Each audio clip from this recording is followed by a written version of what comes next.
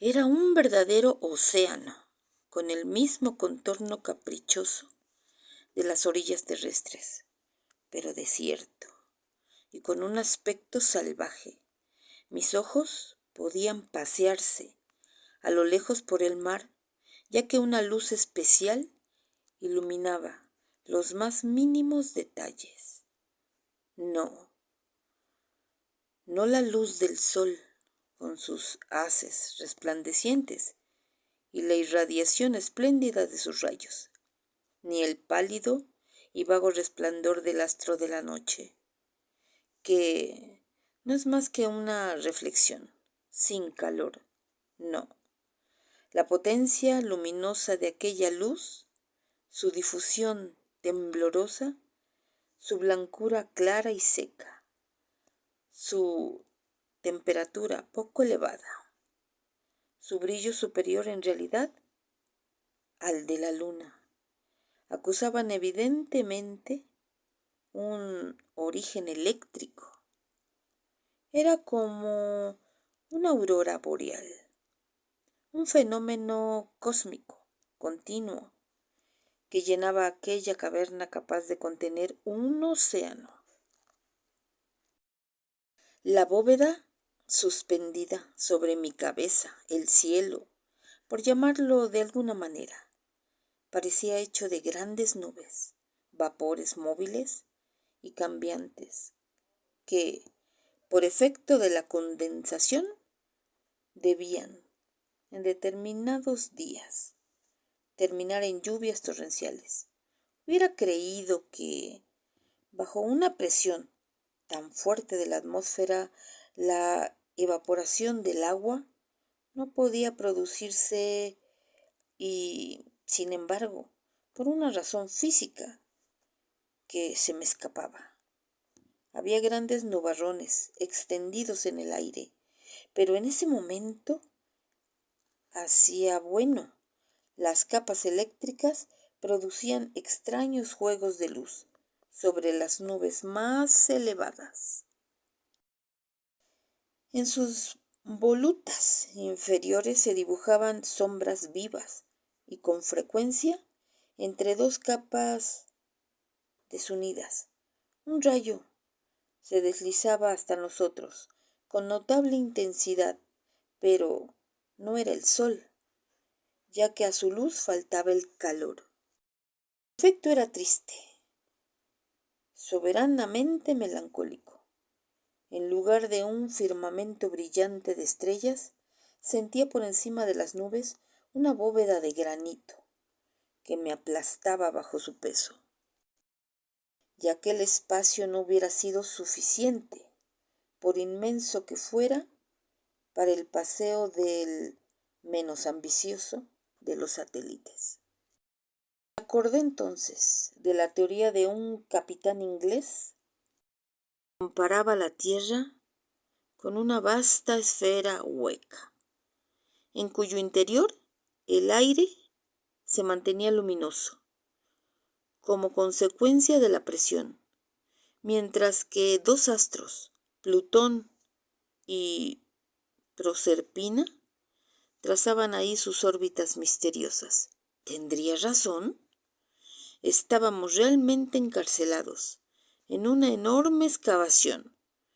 No podía juzgarse su anchura, puesto que la orilla se extendía hasta perderse de vista, ni su longitud, ya que la mirada quedaba pronto detenida en una línea de horizonte un poco indecisa. En cuanto a su altura, debía sobrepasar varias leguas. La vista no podía percibir en qué punto de la bóveda se apoyaban aquellos contrafuertes de granito, pero había una nube suspendida en la atmósfera, cuya elevación debía estimarse en 2000 toesas, altitud superior a la de los vapores terrestres y debida sin duda a la considerable densidad del aire.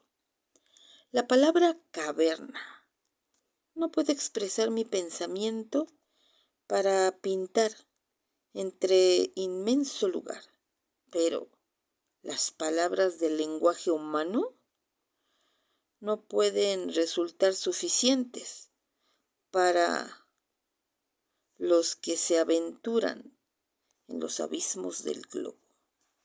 Por otra parte, no sabía qué hecho geológico podía explicar la existencia de semejante excavación. ¿Había podido producirlo el enfriamiento del globo?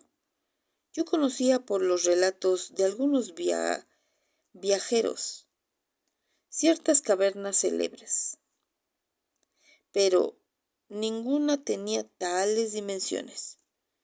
Si la gruta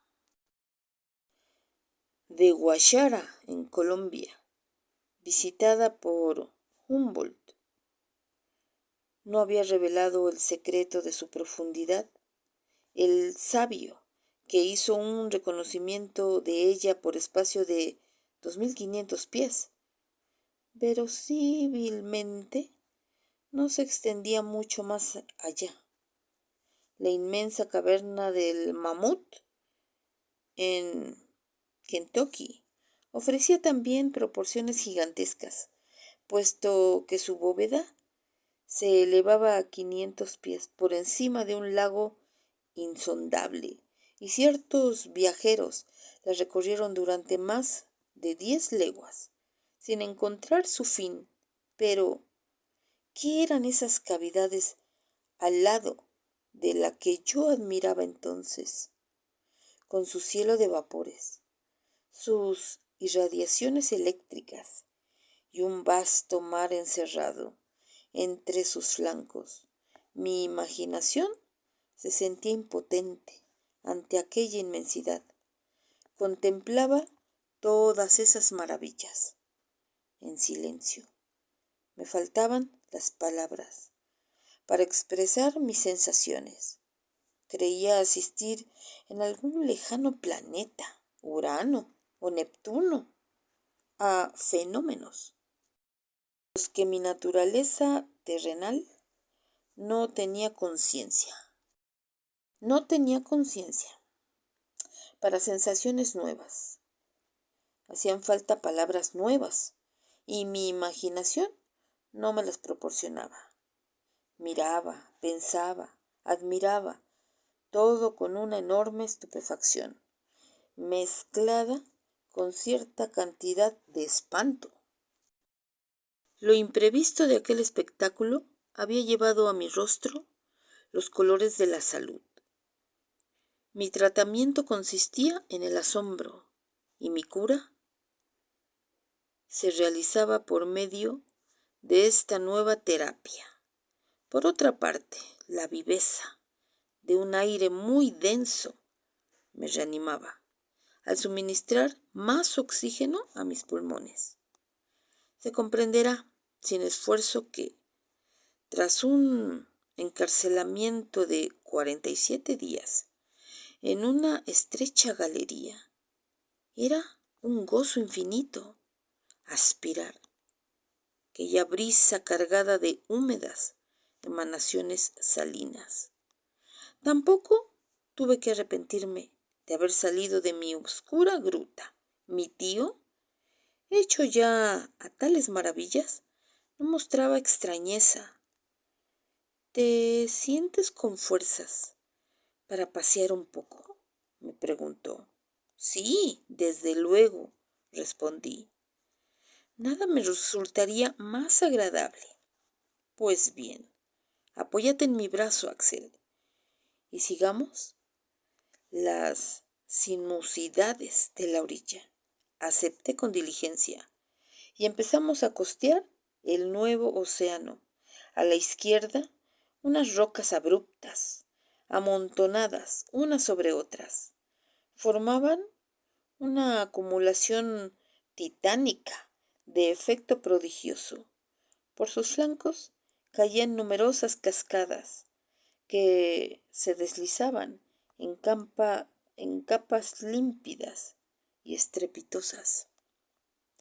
Algunos vapores ligeros, saltando de roca en roca, marcaban los lugares de los manantiales calientes y los arroyos fluían suavemente hacia la cuenca común, buscando en las pendientes la ocasión para murmurar más agradablemente. Entre estos arroyos reconocí a nuestro fiel compañero de camino, el Hansbach, que venía a perderse tranquilamente en el mar, como si no hubiese hecho otra cosa desde el comienzo del mundo. En adelante lo echaremos de menos, dije, con un suspiro. Bah, respondió el profesor. ¿Él u otro? ¿Qué importa? Encontré la respuesta un poco ingrata, pero en ese momento me llamó la atención un espectáculo inesperado. A 500 pasos, a la vuelta de un alto promontorio, un bosque alto, tupido, espeso, apareció ante nuestros ojos. Estaba compuesto por árboles de una altura mediana, tallados en forma de sombrillas regulares, de contornos netos y geométricos. Las corrientes de la atmósfera no parecían hacer presa de su follaje y, en medio del viento, permanecían inmóviles como un macizo de cedros petrificados. Aceleré el paso. No podía dar nombre a especies tan singulares. No formaban parte de las 200.000 especies vegetales conocidas hasta entonces, y había que otorgarles un lugar especial en la flora de las vegetaciones lacustres. No. Cuando llegamos bajo su sombra, mi sorpresa se transformó en admiración. En efecto, me encontraba en presencia de productos terrestres, pero cortados según un patrón gigantesco.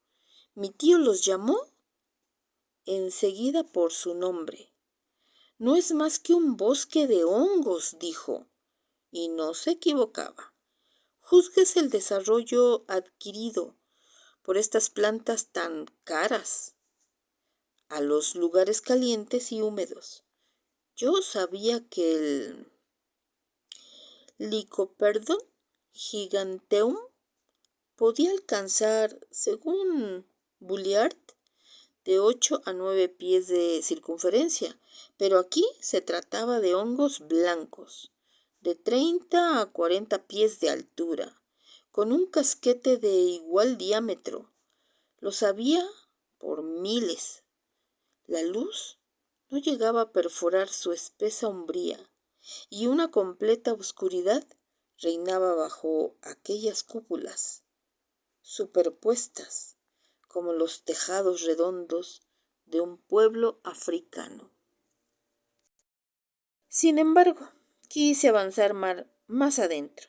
Un frío mortal descendía de las carnosas bóvedas. Durante media hora erramos por aquellas húmedas tinieblas y volví al borde del mar con un verdadero sentimiento de bienestar. Pero la vegetación de aquel paraje subterráneo no se limitaba solo a los hongos. Más lejos se elevaban por grupos un gran número de otros árboles, de hoja descolorida. Era fácil reconocerlos. Eran los humildes arbustos de la tierra, con dimensiones fenomenales, licopodios de 100 pies de altura, sigilarios, gigantes, helechos, arborescentes, tan grandes como los pinos de las latitudes altas, lepidodendros, de tallos cilíndricos, bifurcados, que terminaban en hojas largas y erizadas, de pelos rudos, como monstruosas plantas carnosas. Asombroso, magnífico, espléndido, exclamó mi tío. He aquí toda la flora de la segunda época del mundo, de la época de la transición. He aquí esas humildes plantas,